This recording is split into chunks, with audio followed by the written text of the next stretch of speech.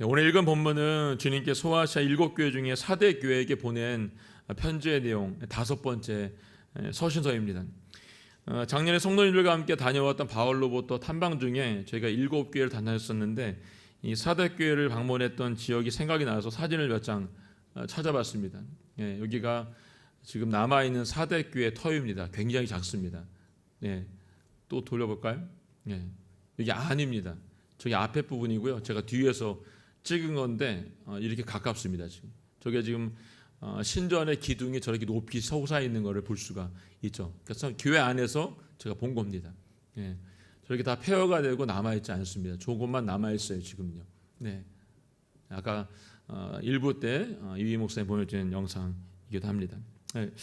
이전에 활화했던 이런 회당은 이제 전쟁으로 인해서 다 무너졌죠. 아르테미스 신전 터 위에 아까 있던 그 비잔티움 시대에 지어졌던 그 옆에 아주 작은 교회 터만 지금 남아 있습니다. AD 17년에 일어났던 최악의 지진 이후에 비교적 그래도 온전한 모습으로 남아 있더라고 보니까요.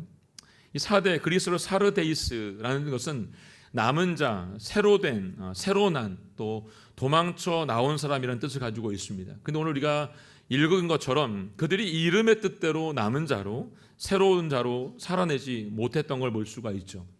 자, 또 지도 볼까요?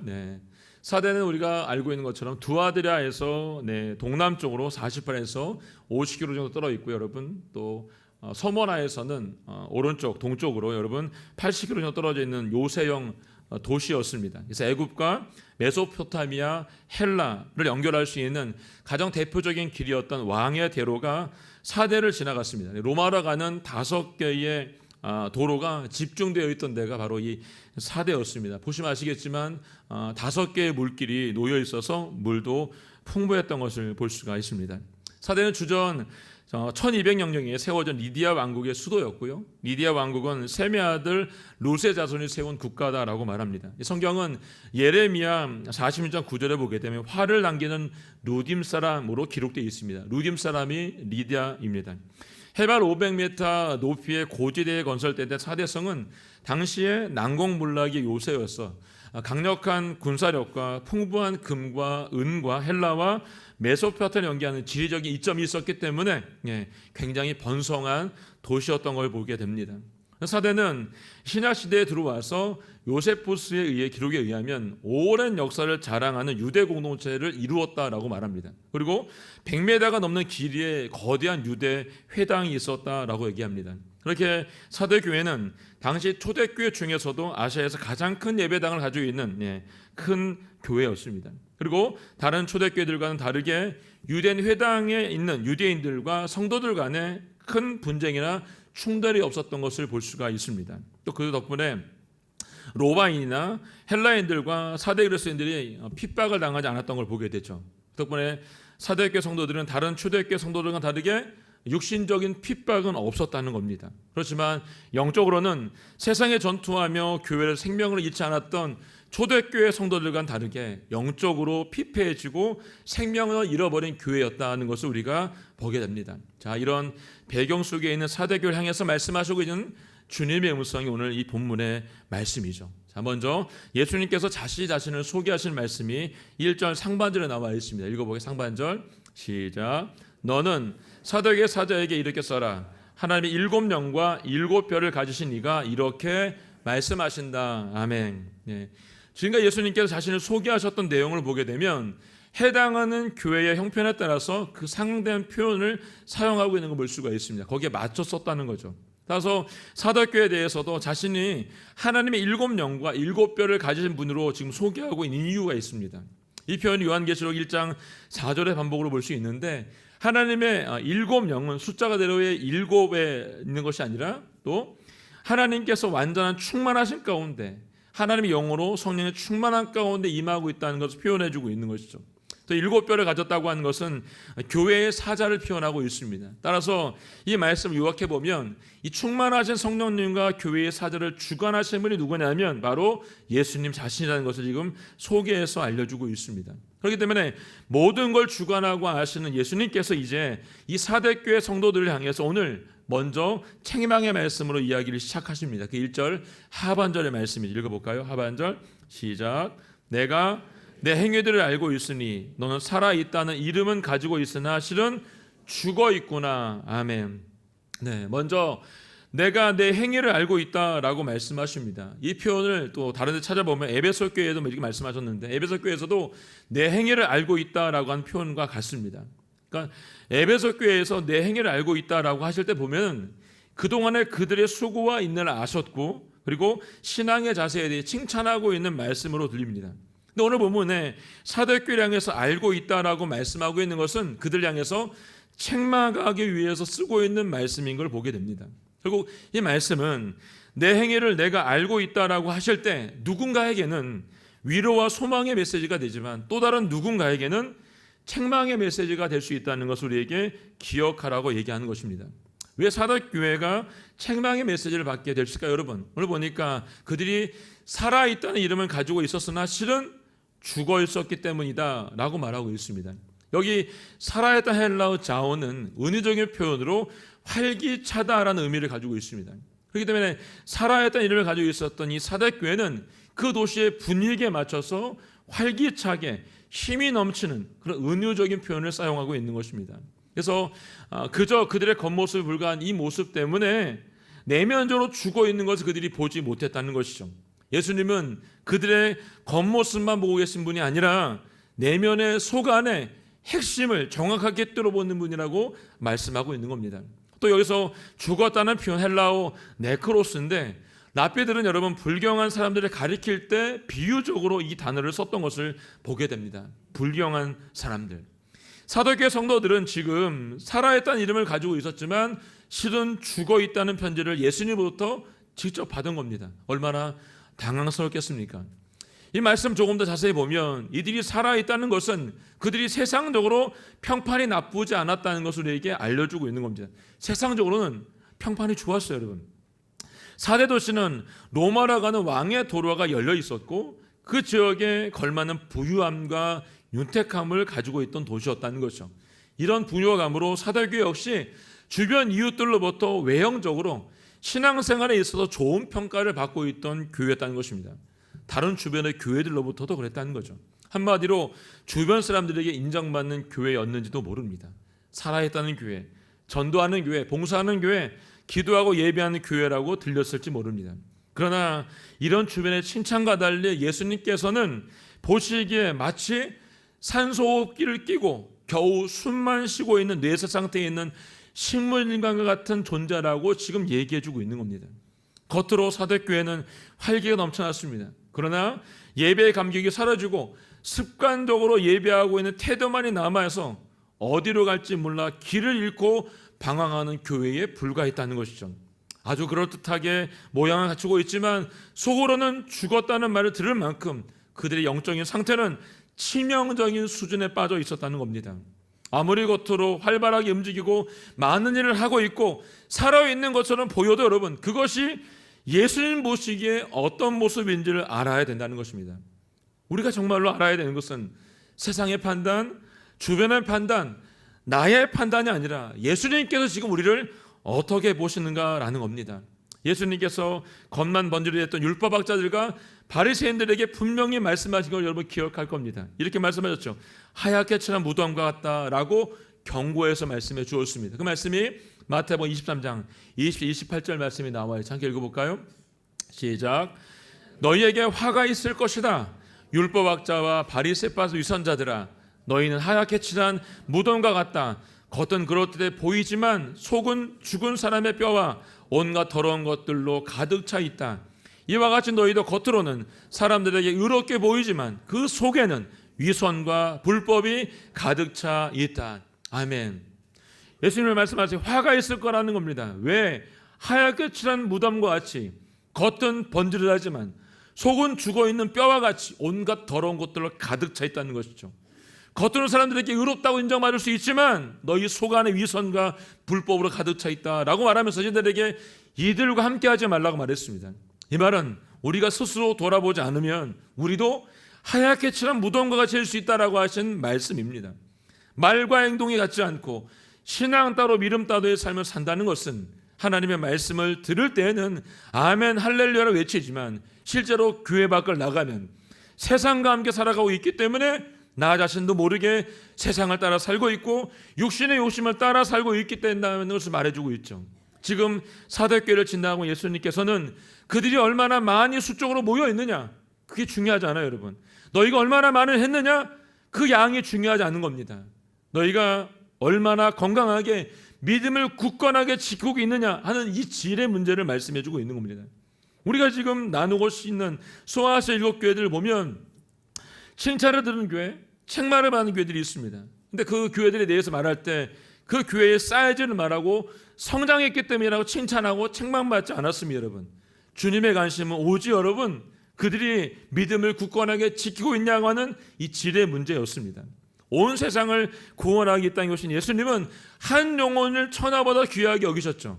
그분은 그 한 영혼을 위해서 땀방울이 핏방울이 될 때까지 간절한 마음으로 기도했습니다. 왜? 그들 모두가 구원받아야 될 사람이기 때문에. 우리가 생각할 때 양이 중요한 것처럼 보이죠.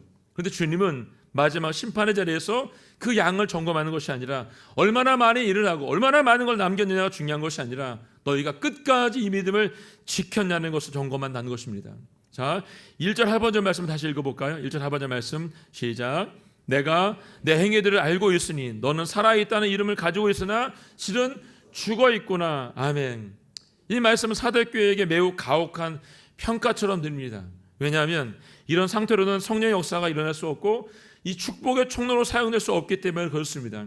그래서 예수님께서는 1절에서 자신은 7명과 7뼈를 가진 분이다라고 말씀했던 것은 죽어있는 사대교회가 정상적으로 교회 공동체를 회복하기 위해서는 이 일이 필요하다는 것이죠.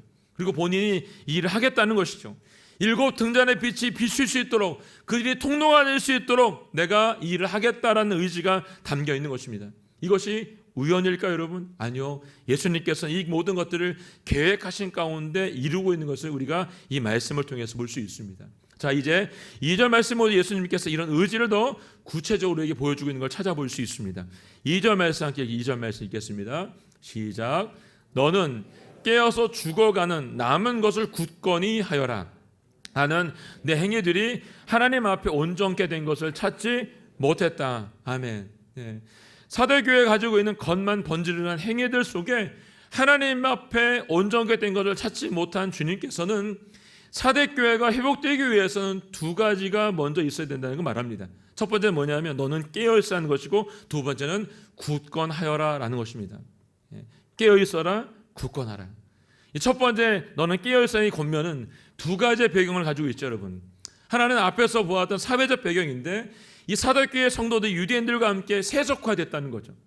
세속적인 삶을 살아나고 있었기 때문에 그런 상황 가운데서는 그들에게 깨어나라는 것입니다. 너희가 거기 있지 말고 돌이켜서 와야 된다는 것을 말씀해주고 있는 겁니다. 또 다른 하나는 사대라는 도시가 과도한 확신과 또 경계가 풀어져 있어서 그들이 요새화되어 있었기 때문에 절대 자기들은 침범을 받지 않을 거라고 하는 이런 경계가 무너졌었던 걸 보게 됩니다. 그래서 2번에 걸쳐서 그들이 침략을 당하고 점령을 당했던 것을 보게 됩니다. 차대 역사 속에 이 사건을 통해서 사도 요한은 영적으로 계엄성생에 빠져 있는 이 사대교회 성도들에게 언제 닥칠지 모를 영적인 도전에 너희가 대비하기 위해서 너희가 깨어나야 된다라고 지금 말씀을 하고 있는 겁니다. 2번째 회복을 위해서 너희가 굳건해야 된다라고 말을 하죠. 여기 굳건해야 된다라고 하는 대상은 여러분 바로 죽어가는 남은 것들을 말하고 있습니다. 이것은 죽어가는 것과 남은 것으로 나눠 생각해 볼 수 있는데 여기 먼저 죽어가 해당한 헬라어 에멜란 아포다네이는 아무런 조치를 취하지 않으면 그 죽어간 사람을 먹어서 아무런 조치를 취하지 않으면 결국 죽게 되는 상태에 있다라고 하는 의미를 가지고 있습니다. 이런 의미에서 1절 하반절에서 여러분 살아있는 것처럼 보이지만 실상은 죽어있다라고 말하는 것이 무슨 말씀인지 정확하게 우리에게 알려주고 있는 것이죠. 그냥 두면 죽는다는 거예요, 여러분. 그래서 그들에 대해서 반드시 너희가 돌이키게 하시고 죽지 않도록 만들어야 되는 걸 말해주고 있는 것이죠. 이 남은 것은 헬라어 타로이파로 관계되면서 하에 의해서 연결되어 있습니다. 이 죽게 된다는 앞에 연결되어 있는 이 말씀을 통해서 이렇게 되어 있습니다. 죽게 되어 있는 남은 것들이 여기 있다는 것이죠. 예수님은 바로 이런 것을 죽게 방치하지 말고 너희가 찾아서 죽지 않도록 하라고 강하게 지금 요청해주고 있는 말씀입니다. 지난 시간 보았던 두아데레 교회에도 이 남은 자들이 있었습니다. 남은 자 사상의 이 본문에도 이 말씀이 적용되고 있는 거죠. 사도교회가 지금 다 죽어가고 있는 것처럼 보이지만 오늘 말씀은 아직 남아있는 하나님 사람이 있다는 것입니다. 그들을 그대로 두면 오늘 말씀처럼 생명력 이루는 교회가 부재하고 있기 때문에 다 죽을 수밖에 없다는 것입니다. 그들을 찾아내라는 거죠. 이 말은 죽어가는 공동체를 향해서 생명을 가지고 있는 너희 남은 자들이 그들에게 생명을 공급해 주어야 된다라고 지금 말씀해 주고 있는 겁니다. 그렇다면 어떻게 공급을 해야 될까 여러분? 3절 상반절 보겠습니다. 3절 상반절 말씀 시작. 그러므로 너는 어떻게 받고 들었는지 기억해 순종하고 회개하여라. 아멘. 생명을 공급하기 위해서 필요한 것에 대해서 오늘 세 가지 동사로 말합니다. 기억하라, 순종하라, 회개하라입니다. 이 세 가지 동사가 연결이 됩니다. 이들이 가장 먼저 해야 되는 걸 보니까 기억하라라고 말하고 있습니다. 흥미로운 건 여러분, 예수님께서 사대교회에게 무엇을 받았는지, 무엇을 들었는지 기억하라고 하신 게 아니고 여러분, 어떻게 받고 어떻게 들었는지를 기억하라고 지금 말씀하고 있죠. 너희가 무엇을 받고 무엇을 들었는지가 아니라 어떻게 받았고 어떻게 들었는지를 기억하라는 것입니다. 여기 어떻게는 태도를 지적하는 단어입니다. 너희가 처음 하나님 말씀을 복음을 들었을 때 진지했던 태도를 기억하고 그때의 모습으로 돌아가라는 것이죠. 복음의 확신은 바로 복음의 들음과 복음의 전승을 통해서 이루어진답니다. 사도교회도 여러분, 사도교회도 복음의 들음과 전승을 통해서 구원의 은혜를 동참했던 교회입니다. 그래서 예수님은 사도교회 성도들이 복음을 듣고 들음으로써 그리스도의 구원에 어떻게 동참했는지를 기억하라고 지금 요구해서 말해주고 있습니다. 언제나 여러분 위기의 순간에 찾아오면 처음 기본으로 돌아가는 것이 매우 중요하기 때문에 그렇죠. 주님께서 지금 세대교회에게 기억하라고 말씀하시고 기억해내었다면 어떻게 해요? 순종하라는 것입니다. 기억하고 순종을 해야 그들이 돌이켜서 회개할 수 있는 자리까지 나아갈 수 있기 때문이에요. 곧 회개는 복음에 대한 기억에서 일어나며 순종을 통해서만 열매를 맺을 수 있게 됩니다. 순종 없는 회개는 회개가 아니기 때문에 반드시 기억하고 순종하고 회개해야 된다라고 지금 알려주고 있는 것이죠. 자, 3절 하반절 말씀에 이렇게 써 있습니다. 그래서 시작. 만일 네가 깨어있지 않으면 내가 도둑같이 올 것이니 내가 어느 때 내게 올지 네가 결코 알지 못할 것이다. 이 만일로 시작하죠. 만일 내가 깨어있지 않으면 이라는 표현을 사용하는 것은 이 사도교회 성도들이 여러분 예수님의 지금 이 권면을 받아들이지 않고 돌이켜 회개하지 않을 때 어떤 일이 일어나는지를 지금 말해주고 있습니다. 그들이 예수의 말씀에 순종하지 않고 실패하고 회개하지 않으면 예수님께서 오시겠다는데 도둑같이 오시고 너희가 알지 못하도록 그렇게 오시겠다라고 말씀해주고 있습니다. 여러분 회개하면 주님이 오실 일이 없는 거죠, 여러분. 그런데 그들이 회개하지 않고 돌이키지 않고 실패했기 때문에 도둑같이 언제 올지 결코 알 수 없을 게 그들에게 온다라고 말씀해주고 있습니다. 예수님께서 교회에게 그리고 그리스도인들에게 회개하라는 메시지를 주셨을 때는 이 기회를 놓쳐서는 안 된다는 말이죠. 모든 것에는 때가 있다고 하지 않습니까? 회개도 때를 놓치면 기회가 다시 오지 않을 수 있습니다. 오늘처럼 말씀을 들을 때마다, 말씀을 읽을 때마다, 묵상하고 큐티할 때마다, 기도를 드리고 예배를 드릴 때마다 성령님께서 주시는 책망이 우리에게 느껴진다면 바로 그때가 회개해야 될 때일 수 있습니다, 여러분. 그때 그 순간을 여러분 놓치지 마시기 바랍니다. 만약 이것을 놓치게 된다고 한다면 여러분 우리에게 하얗게 칠한 무덤같이 될 것이라고 우리에게 분명하게 말씀해주고 있습니다. 이것을 여러분 꼭 잊지 마시고 기억할 수 있기를 원합니다. 자, 4절 말씀 보게 4절 말씀 시작. 그러나 사대의 옷을 더럽히지 않은 몇몇 사람들이 있다. 흰 옷을 입고 나와 함께 다닐 것이니 그들이 그럴 만한 자격이 있기 때문이다. 아멘. 4절의 이 말씀은 반전이죠. 그러나라는 접속사로 반전을 시작합니다. 2절과 3절에 회개해야 될 대상을 제외한 오늘 보니까 옷을 더럽히지 않은 몇몇 사람들이 나오고 있습니다. 그들은 흰 옷을 입을 것이고 예수님과 함께 다니는 사람들이라고 지금 표현해주고 있습니다. 이 처음 말씀을 시작할 때 아는 것처럼 예수님은 숫자에 주목하지 않으십니다. 오늘 보니까 옷을 더럽히지 않은 몇몇 사람들, 남은 자들에게 지금 주목하고 계십니다. 사람들은 다수에 속하는 것에 안정감을 느낍니다. 근데 숫자가 많다고 다 옳은 것은 아니죠. 예수님과 함께 복음의 길을 가는 사람들에게 이 숫자는 그렇게 중요하지 않습니다. 지금 우리가 어떻게 주님을 따라 바르게 살고 있느냐가 더 중요한 거죠. 예수에게 주목하신 몇몇 사람들은 돈을 받아서 선택을 받은 것도 아니고, 여러분, 권력을 독점했기 때문에 선택받은 것도 아닙니다. 그들은 주님의 말씀에 순종하고 올곧게 그 말씀을 따라 살았기 때문에 주님과 함께 이 길을 갈 수 있었던 겁니다. 그들은 하나님의 자녀로서 세상과 타협하지 않았고, 그들의 존재에 합당한 이름을 가지고 하나님께 대한 신실함을 잃지 않았기 때문에 주님께서 그들과 함께 있다라고 지금 말씀해 주었습니다. 지난 시간에도 살펴보았던 두 아들의 교회, 남은 자들도 이와 동일한 사람들이었습니다. 하나님은 이스라엘 땅에 하나님을 섬기는 자가 나 하나밖에 없다라고 한 엘리야에게 열왕기사 19장 18절을 통해서 바알에게 무릎 꿇지 않은 7천 명의 사람을 남겨주셨고, 이 남은 자들을 통해서 이스라엘의 새 역사를 시작하셨습니다. 또 이사야서 6장에 보게 되면 구루토기의 말씀도 이스라엘이 비록 바벨론의 멸망을 당할 것이지만 거룩한 시, 구루토기 묘사되었던 남은 자를 통해서 이스라엘의 새 역사를 쓰겠다고 분명히 말씀해 주셨다는 것이죠. 비록 적은 숫자라 할지라도 옷을 더럽히지 않았던 몇몇 사람들을 통해서 새로운 역사를 시작하시는 것이 지금 하나님의 방법인 것을 잊지 마시기 바랍니다. 바라기는 우리나라에도 이와 같이 옷을 더럽히지 않은 남은 몇몇 사람들, 바알에게 무릎 꿇지 않은 사람들, 구루터기로 묘사된 남은 자들이 있기를 함께 소망해 봅니다. 5절 말씀 읽겠습니다. 5절 말씀 시작. 이기는 사람들은 그들처럼 흰 옷을 입을 것이다. 나는 결코 그의 이름을 생명책에서 지워버리지 않을 것이며 내 아버지 앞과 그의 천사들 앞에서 그의 이름을 시인할 것이다. 아멘.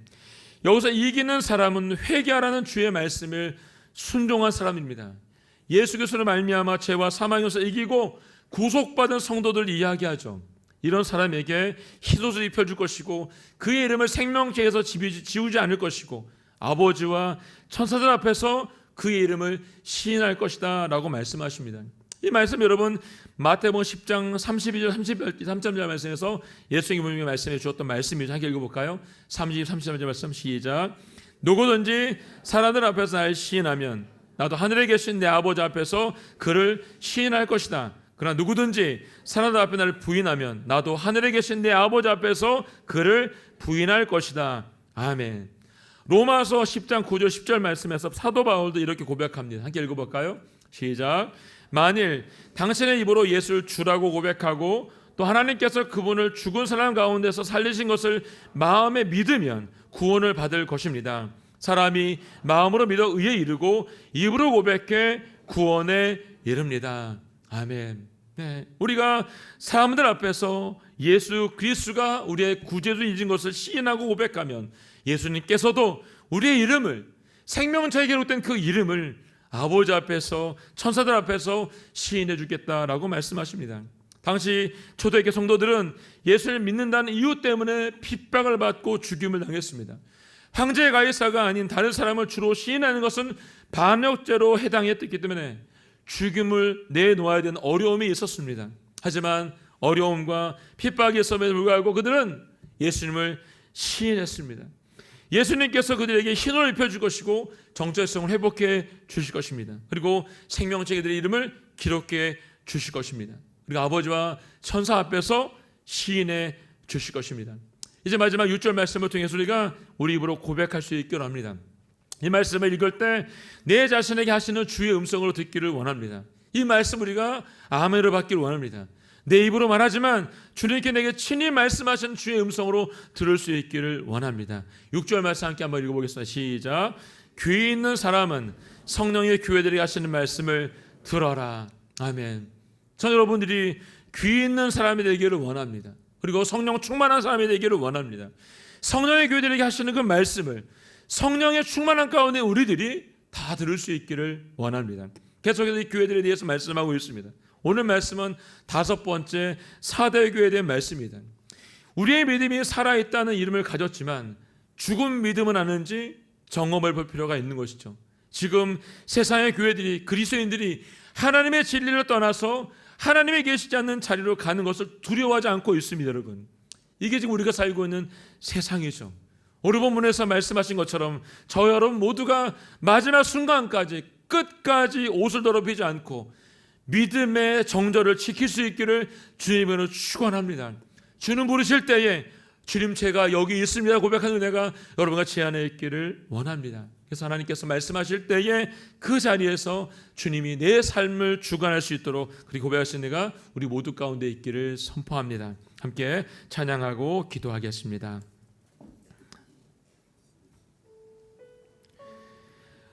오늘 찬양은 주님 곁으로 날 이끄소서 내 모든 것 다 드리며 주 음성을 듣기를 원합니다. 나의 참 소망 그 무엇과도 바꿀 수 없는 주님의 그 사랑 그 주님의 품 안에 오늘 내가 안기기를 원합니다. 주님의 길로 나를 인도해 주십시오. 이 찬양 주님께 함께 기도하겠습니다.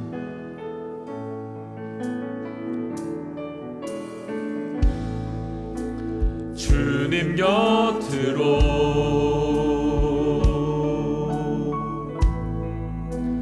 날 이끄소서 내 모든 것 다 드리며 주 음성 듣기 원하네 나의 참 소망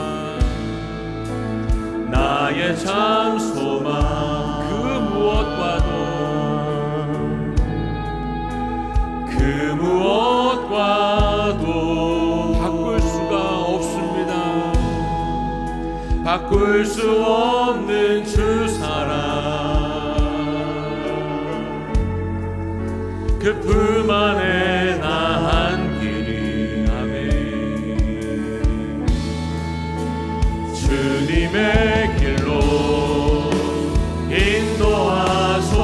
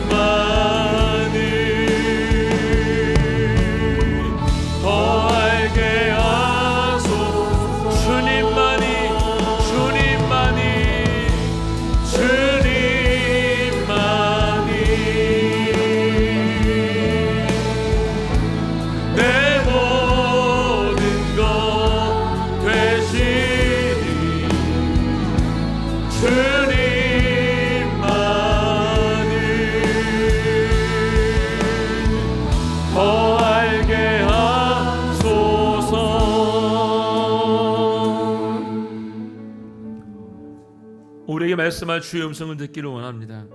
내가 내 행위들을 알고 있으니 넌 살아있다고 말하지만 실은 죽어있구나 라고 말씀하시는 사도교를 향하는 그 말씀이 오늘 우리에게 들려진 말씀이 아닌지 이 시간 기억하기를 원합니다. 하나님 아버지, 우리의 삶이 온전히 주님께 드려지기를 간절히 소원합니다.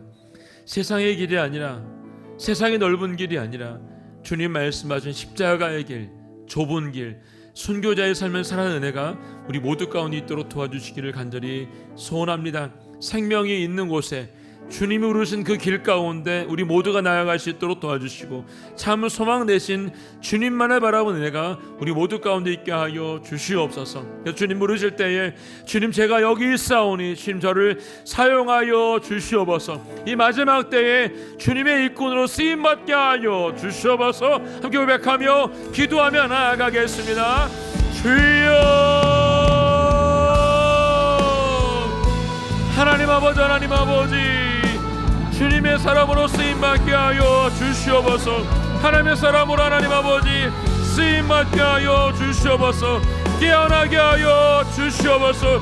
일어나게 하여 주시옵소서. 우리 어떻게 주연을 받았는지를 기억하게 하시고 순종하게 하시고 회개하게 하여 주시옵소서. 오직 주님의 길로만 걸어갈 수 있도록 저희의 삶이 온전히 주님 앞에 드려질 수 있도록 아버지 시간 우리 가운데 임하시고 말씀하여 주시옵소서. 하나님 아버지, 우리는 자격이 없는 인생들이지만 오늘 우리를 주님의 품 안에 불러주시고 우리 삶 가운데 함께 하신 주님을 찬양합니다.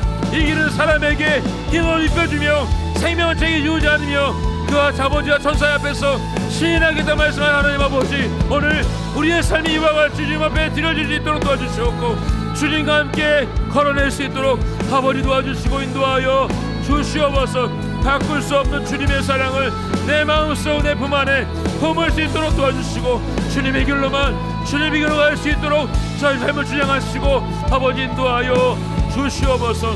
모두를 찬양합니다. 감사합니다. 오늘 우리에게 어떻게 우리가 주를 만났는지, 어떻게 우리가 주님의 삶과 그 삶 가운데 동행하는지 기억하라고 말씀하고 있습니다.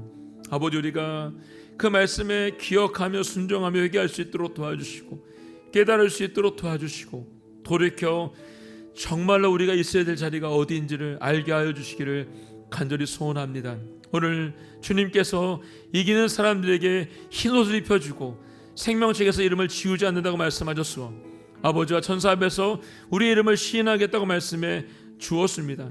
오늘 우리에게 귀 있는 사람은 이 말씀을 들으라고 하셨사오니 우리 모두가 이 말씀을 들을 수 있도록 도와주시고 주님의 품 안에서 주님의 길로 인도받는 역사가 우리 모두 가운데 있게 하여 주시옵소서. 오직 주님의 사랑이 우리 가운데 가득가득 부어지게 하여 주시고 이번 한 주간도 살아갈 때에 내게 말씀하신 이 귀의 말씀이 오늘 우리의 말씀을 기억하고 이렇게 하고 돌이켜 주님의 길로만 갈 수 있도록 도와주시고 인도하여 주시옵소서. 감사와 찬양 주님께 드리며 예수님의 이름으로 기도하였습니다.